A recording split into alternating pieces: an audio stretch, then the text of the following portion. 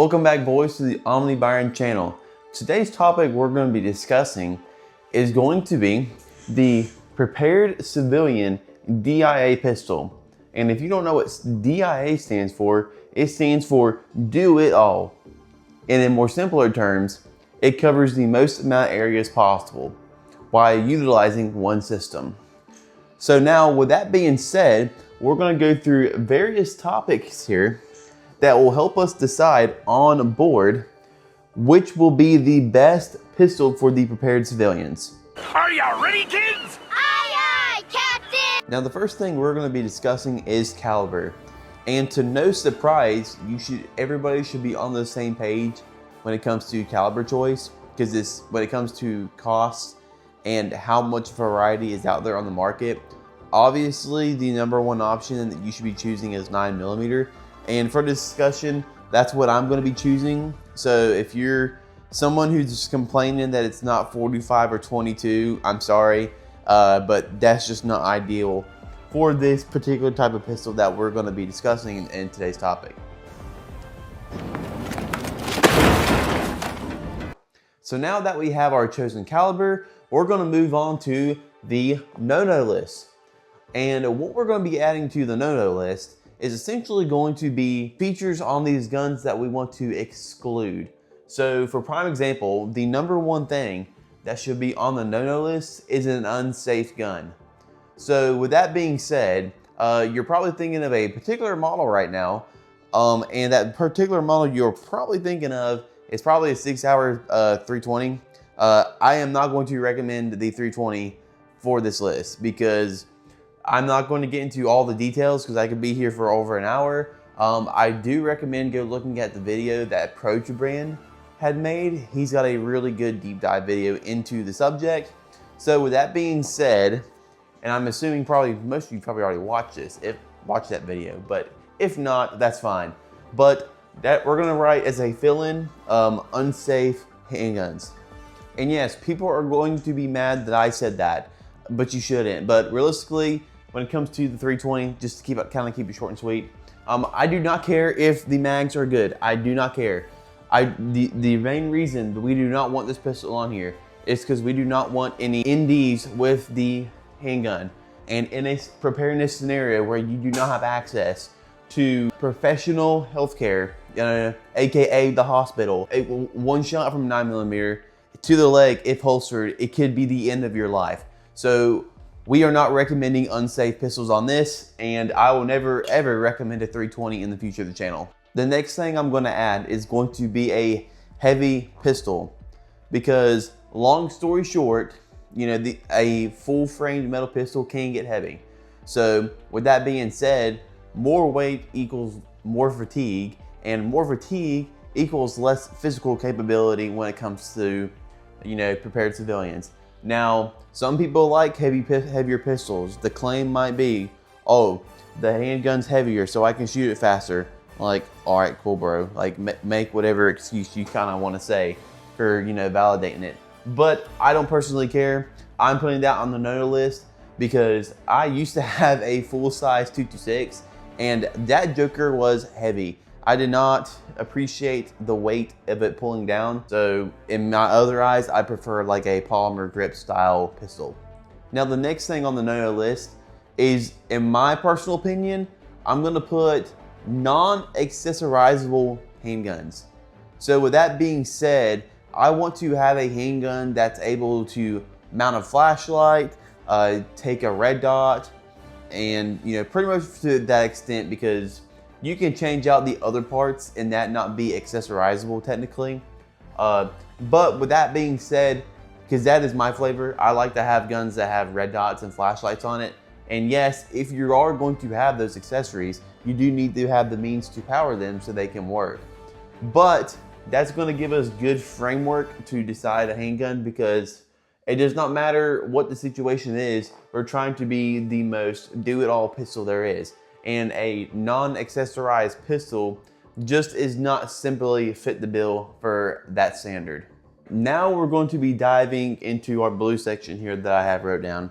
And the first one that we're going to go over is size.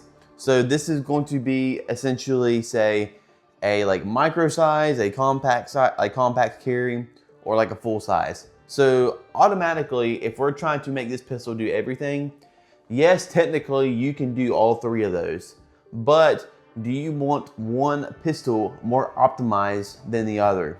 Prime example, do you want your full size length handgun? Do you want to try to, say, appendix carry that? It's going to be kind of uncomfortable because of the long slide. So it's not really optimized for that.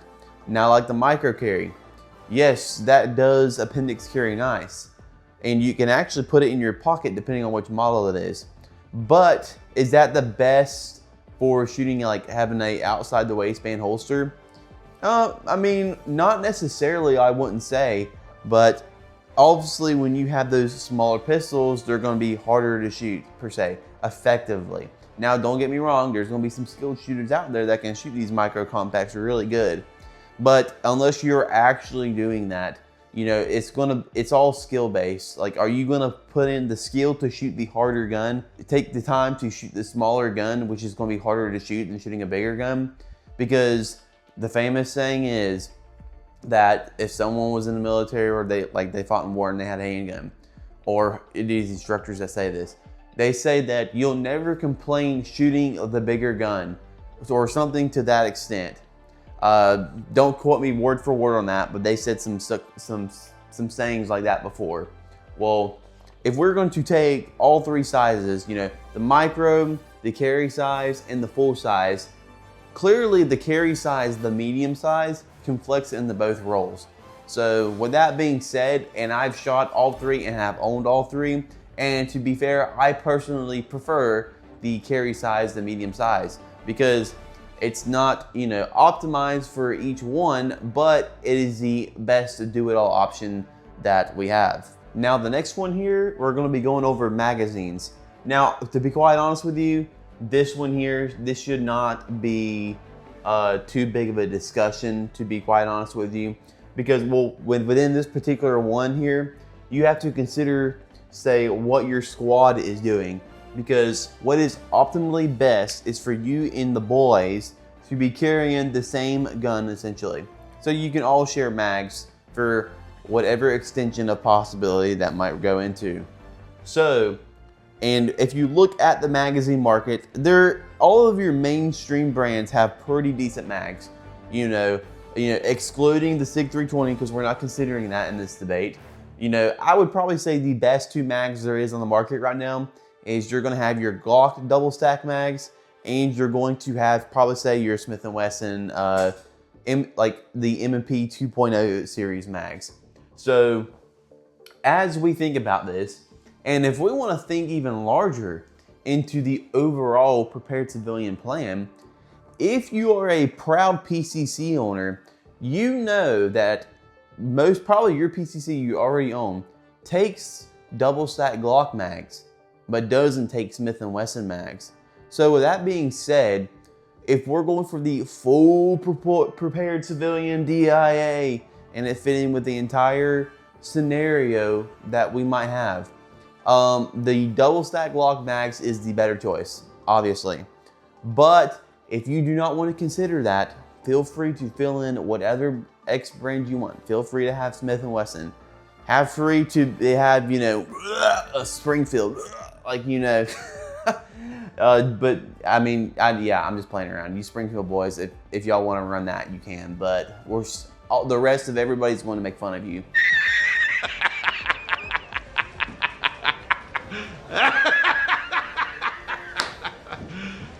You serious? But with that being said, it overall makes the most sense overall to have the double stack Glock mag. So, but by us saying that, that does lock us into a Glock platform pistol. And for me personally, that's what me and the boys run. So, and that's what makes the most sense. So that's what's going on the paper. So now we're at the market section. Now by market, I really mean like the aftermarket support or just the easy route of getting parts for the gun. And if we have to really consider the most modern generations, so 3, 4, 5, 6, like so ridiculous. Now, I'm definitely not going to recommend 6 because it's so new and it's, you know, I would never give somebody a recommendation for a pistol that hasn't been truly vetted yet. So it's just stupid to even, you know, recommend a 6 right now. So really we're left with the 3, 4, 5. And to be quite honest with you, there's a lot more of aftermarket support when it comes to the 3, just because there is no patent on the Gen 3 now. So every company is making essentially a Glock clone, and there's a lot of companies just making just aftermarket parts, like the internal parts. So if we had to look at this and be like, okay, the Generation 3 is gonna be the easiest to get parts, the most common. So obviously the Gen 3 is gonna be still on the show when it comes to the aftermarket support. Now that we have chosen our Glock Gen 3 in the compact carry, and just in case you don't know, that is essentially Glock 19. So now that we selected that, you might be wondering, hold up, Omni. Glock discontinued the Gen 3 through 5.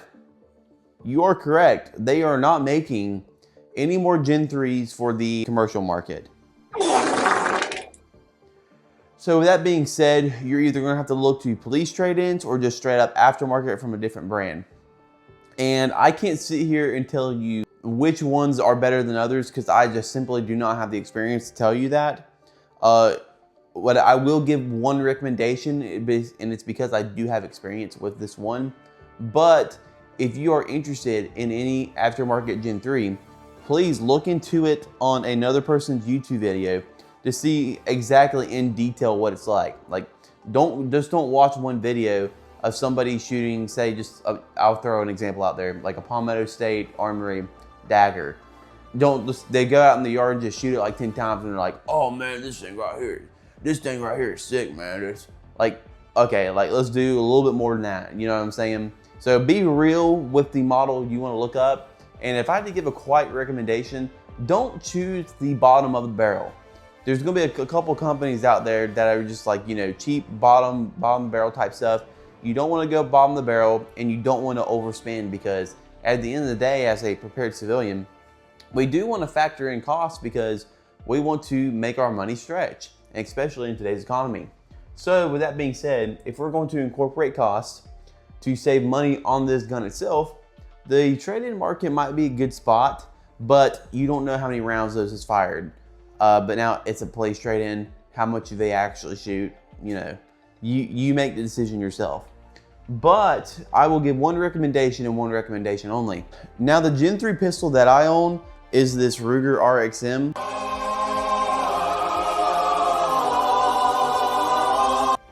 And as you can see, there has been made some upgrades to it. You know, obviously seeing a red dot, a flashlight, an aftermarket trigger, and an aftermarket barrel. And actually a little bit of slide work I cut myself.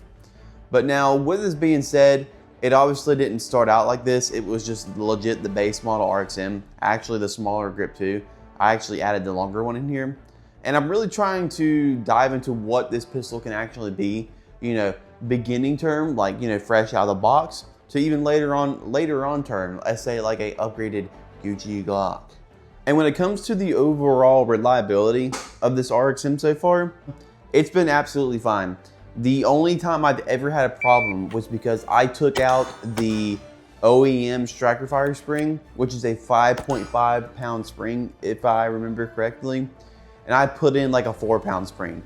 And with cheaper ammo that requires more power to pop the primers, essentially, like actually make them work, you kind of do need a heavier spring with those. And as soon as I put the original OEM back in there, absolutely no problem, haven't had a problem with it. So with that being said, I mean, this is what I carry every day, you know, and it's been absolutely great. Like, who would have known? Well, Gen 3 clone, essentially. And the RXM does have a little bit more to this and that I'm about to discuss. And so the RXM, it is a chassis-based pistol. So essentially what that means is you can take out the fire control unit and essentially remove it from the grip module and put a longer grip on it. And you can actually, you know, take that same fire control unit and put it, say, like in a chassis-based gun that you put the slide back on. I know there's a lot of people that's not into that, and that's okay. This just offers you a little bit more scalability of what you can do with essentially one serialized number. You know, long story short, it's not the like overall end of the world that it's that, but at the same time, it's just added capability. So you kind of get more for your bang rather than if you just bought like a standard Gen 3. I will say you do have technically more aftermarket support when it comes to the triggers, but it's fine. We don't necessarily need a million aftermarket triggers when it comes to the subject. Just a little bit of upgradability if you choose to do so before the time runs out and you can't buy anything anymore. That's the goal, essentially. But no, there are exams. I'll do a full feature-length video with it in the future to really give it justice. Yes! Yes! Yes! So, if you are in the camp of, no, I do not care about PCCs, you can do Smith & Wesson, you know, Gen 3 Glock, and then I left in here blank. Because you might, you and the boys might already have some brand that y'all are already running. And if y'all already dedicated to a system and y'all all running the mags and it's reliable, I mean, just keep it. You know, there's no sense in swapping. That's one of the biggest things. If you are already into a system and it's safe, reliable, and you have, you know, plenty of capacity, that's fine. Just keep running it. You know, you kind of do what you want at the end of the day, realistically. I mean, it's not like I'm setting rules here. But yes, anyways, if you do have a PCC, you should absolutely be running a Glock Gen 3 because of the magazines. And if you're in fact a boomer, you obviously do not care about what I said at all on this video so far. So you're going to default to a 45 ACP 1911. So now going back over the no-no list, we do not want an unsafe pistol, especially the P320. If somebody's telling you the P320 is good, 9 times out of 10, they're probably being paid by SIG to say so. So, you know, false info. Heavy boys, we do not want heavy boys because that's going to equal fatigue later on. And then we also do not want non-accessorizable pistols because we want to be able to attach things that give us more capability. Some people may not care about that. That's kind of one that's, you know, going to be kind of gray right there. But me personally, into our concept, we do not want a non-accessorizable pistol. Now, one thing I want to make clear, this is not a consumerism-based video telling you that, oh, if you don't have a Gen 3 Glock RXM, you're gonna die. I mean, no, that's not what this is. This is simply a guide for somebody who is in the market looking for the handgun that makes the most sense. There's a lot of people that are out there that are new to something like this, and they get thrown down the rabbit hole of, you hear people say, oh, you know, this CZ is the best thing ever. Or you hear somebody else say, man, that SIG 365, man, if you don't have one of them, you're gonna die. Like, you know, it's there. You know how much stuff is out there. It all goes on in the industry. So this is serving as a guide to help you make the best decision possible. And no, this video is not, you know, trying to sell something. I am just trying to help out the viewers on something they might need help with. Purely informational based, not trying to sell nobody nothing. Now, if you made it this far in the video, thank you for watching it all the way through. And please consider hitting the subscribe button and like button because it does help out way more than you think it does. And if you would allow me to, I'd also like to help you out too, because I have an online store and I have various items that are tailored to the prepared civilian. And how I'm different in the store is, for with every purchase that goes through, I offer a 5% rewards system off of each purchase. So what that means is, if you spend $100, I give you $5 back into your rewards pool, and you can redeem that at any point you'd like. And my business name is Omni Provisions, you know, just so you can see it down there. And thank you very much for watching the video today, and please have a good rest of your day.